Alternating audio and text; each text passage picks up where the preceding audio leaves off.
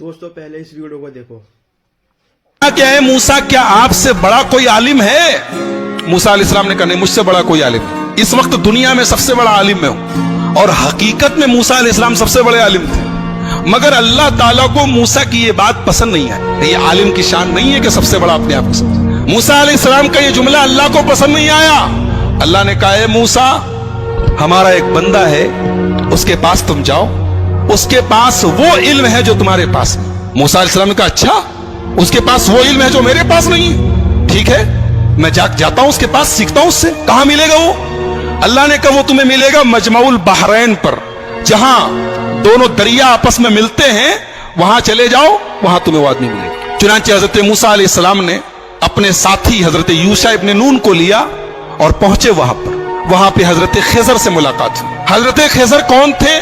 सही बात यह है कि ये अल्लाह के नबी थे और अल्लाह ताला ने उनको एक मखसूस इल्म दिया था कि जब कोई इंसिडेंट होता था, कोई वाकया होता था, तो उस वाकये के पीछे क्या होने वाला है, उसका अंजाम क्या होने वाला है, वो भी अल्लाह उनको बता देता था। तो जब हजरत मूसा पहुंचे उनके पास, तो बड़े अदब से कहा कि हजरत मैं आपके पास आया हूं, आपसे कुछ सीखना चाहता हूं, कि आप मुझे इजाजत देते हैं, मैं आपके साथ थोड़ा वक्त गुजार सकता हूं? हजरत खिजर ने कहा कि देखो मेरे साथ तुम वक्त गुजार नहीं पाओगे, इसलिए कि मैं बहुत सा काम ऐसा करूंगा जो तुम्हें समझ में नहीं आएगा, और तुम्हें समझ में नहीं आएगा, तुम पूछोगे, तुम बर्दाश्त नहीं करोगे, पूछोगे, और मेरे साथ तुम कोई बात पूछोगे तो मैं तुम्हें अपने साथ रख नहीं सकता।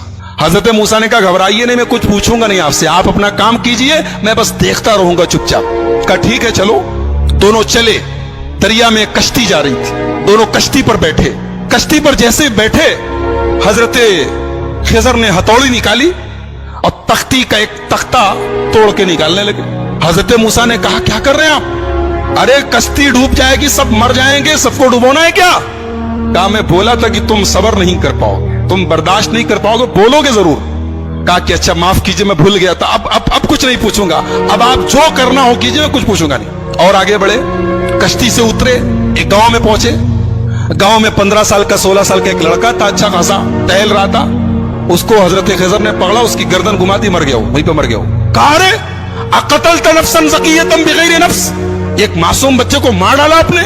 क़ाल अलम अक़ुल लक इन्नक लन तस्ततिय मय्य सब्रा, कहा कि मैं जानता तो तुम सब्र नहीं कर पाओगे मेरे साथ, तुम बर्दाश्त नहीं कर पाओगे। कहा अच्छा माफ कीजिए, अब आखिरी चांस दे दीजिए, अब अगर मैं कुछ पूछूंगा आप मुझे छोड़ दीजिए, आप अपने रास्ते में अपने रास्ते। कहा ठीक है।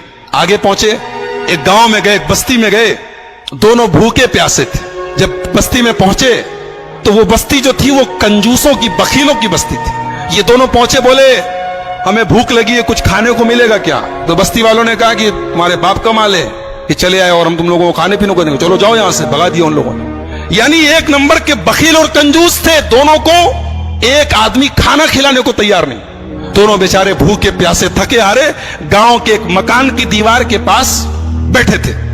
अचानक दीवार गिरने लगी, हजरत खिजर खड़े हुए और अल्लाह ने उनको एक मखसूद ताकत दी थी। दीवार गिर रही थी, उन्होंने खड़े होकर दीवार को सीधा कर दिया। हालांकि वो अकेले एक आदमी के बस की चीज नहीं थी, लेकिन अल्लाह ने उनको पावर दिया था, उन्होंने खड़े होकर दीवार ठीक कर दी। मूसा अलैहिस्सलाम जलाली पैगंबर थे, पहले ही गुस्से में थे, उन लोगों ने खाना और पानी तक नहीं पूछा था, मेहमान नवाजी नहीं की थी। कहा कि आप बड़े खैरखा बनते हैं, बड़े दरिया दिल बनते हैं, उन लोगों ने पानी तक नहीं पूछा और आप चले, उनकी दीवार गिर रही थी, आपको ठीक करने की क्या जरूरत थी? आप पहले पैसा ले लेते, कुछ मुआवजा तय कर लेते। क़ाल हाज़ा फ़िराक़ु बैनी व बैनी, कहा कि ऐ मूसा अब यहां से आप अपने रास्ते में अपने रास्ते। आपने कहा तो मैं बोलूंगा नहीं और आप हर जगह बोल दिए। अब मैं बताता हूं कि वो तीनों काम मैंने क्यों किया था। हम लोग जिस कश्ती में जा रहे थे, वो कश्ती कुछ गरीबों की कश्ती थी, कुछ गरीब लोग थे, वो बेचारे कश्ती पर चलाते थे, वही उनकी इनकम का जरिया थी। आगे एक जालिम बादशाह था, वो जालिम बादशाह जब कोई कश्ती देखता था, अगर कश्ती सही सलामत होती थी तो कश्ती को लूट लेता था, और अगर कश्ती दूर से ही ऐबदार नजर आती थी तो छोड़ देता था। मैंने तख्ता निकाल दिया ताकि वो जालिम बादशाह कश्ती को लूटे ना।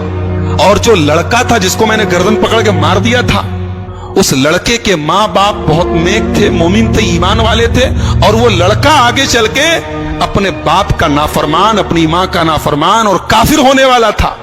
तो मैंने अल्लाह के हुक्म से उसको खत्म कर दिया, और अल्लाह उस बच्चे के बदले उनको एक नेक बच्चा देगा जो उनकी आगे चल के ईमान वाला बनेगा और उनकी खिदमत करेगा। اور جو دیوار میں نے ٹھیک کر دی تھی وہ دراصل جس مکان کی دیوار تھی وہ مکان 2 یتیم بچوں کا تھا.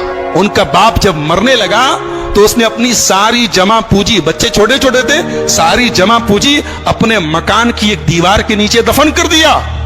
اور وہ بچے بیچارے ابھی چھوٹے چھوٹے تھے، یتیم بچے تھے. اگر دیوار گر جاتی تو وہ بستی جو تھی، گاؤں والے 1 نمبر کے حریص اور لالچی اور بخیل لوگ تھے، ہمیں ایک گلاس پانی تک نہیں پوچھا، وہ دیوار کے نیچے کا سارا خزانہ لوٹ لیتے اور وہ بیچارے یتیم بچوں کا حق مارا جاتا. تو اللہ کے حکم سے میں نے دیوار کو ٹھیک کر دیا تاکہ جب بچے بڑے ہو جائیں تو پھر اللہ تعالیٰ ان کے باپ کا خزانہ انہیں پہنچا دے. اور اللہ نے ایسا کیوں کیا؟ اس لیے کہ ان دونوں بچوں کا جو باپ تھا وہ بہت نیک تھا. نیک باپ کی اولاد پریشانی میں پڑے یہ اللہ تعالیٰ نے پسند نہیں کیا. اگر باپ نیک ہے تو اولاد کی اللہ مدد کرتا ہے. ایک نقطہ یہ ملا کہ اگر آدمی نیک ہو تو اس کے مرنے کے بعد بھی اس کی اولاد کو فائدہ پہنچتا ہے. یہ اس آیت سے پتہ چلا. بہرحال یہ حضرت خضر کا واقعہ تھا، حضرت موسیٰ کا واقعہ. قرآن کریم کے 15ویں پارے کے لاسٹ میں اور 16ویں کے شروع میں یہ واقعہ بیان کیا گیا. موسیٰ علیہ السلام کی جو قوم تھی اللہ نے بہت انعام ان کے اوپر کیا. ان کے اوپر آسمان سے کھانا اترتا تھا، ان کو بھوک لگتی تھی، کھانا اترتا، من و سلوا. پانی کی ضرورت پڑی، موسیٰ علیہ السلام نے لاٹھی کو زمین پہ مارا، زمین سے چشمہ بہنے لگا. ان کو دھوپ بہت تیز لگی، آسمان میں بادل کا سایہ آ گیا. لیکن جتنی اللہ نے ان کو سہولت دی، آرام دیا، اتنی ہی یہ قوم نافرمان ہو گئی. جب فلسطین قریب آ گیا تو موسیٰ علیہ السلام نے اپنے ساتھیوں سے کہا، بنی اسرائیل سے، کہ چلو ہم فلسطین میں چلیں اور وہاں پہ ایک ظالم لوگوں کی حکومت ہے، عمالقہ کی حکومت ہے، ہم ان سے جہاد کریں، ان سے لڑیں. تو موسیٰ علیہ السلام کے ساتھیوں نے کہا، ارے وہ لوگ بہت پاورفل لوگ ہیں، ہم لوگ ان سے لڑ نہیں سکتے، ان سے لڑنے کی طاقت ہمارے اندر نہیں ہے. آپ جائیے، آپ کا رب جائے. اذهب انت وربک فقاتلا، اے موسیٰ تم جاؤ، تمہارا رب جائے اور دونوں جا کے لڑائی کرو، ہم لڑنے والے نہیں. یہ حال تھا بنی اسرائیل کا. ایسے ہی نہیں ہم لوگ سورہ فاتحہ میں پڑھتے غیر المغضوب علیہم ولا الضالین، اے اللہ ان کے راستے پر نہیں چلانا جن کے اوپر تیرا غضب اترا. اللہ نے اس کو جتنا نوازا تھا اس قوم نے اتنی ہی نافرمانی اور اتنی ہی بدکاری کی. سوچیے اللہ کی کتنی بڑی گستاخی ہے، رسول کی کتنی بڑی گستاخی. کہہ رہے ہیں موسیٰ تم جاؤ، تمہارا رب جائے، تم لڑو، ہم نہیں لڑیں گے.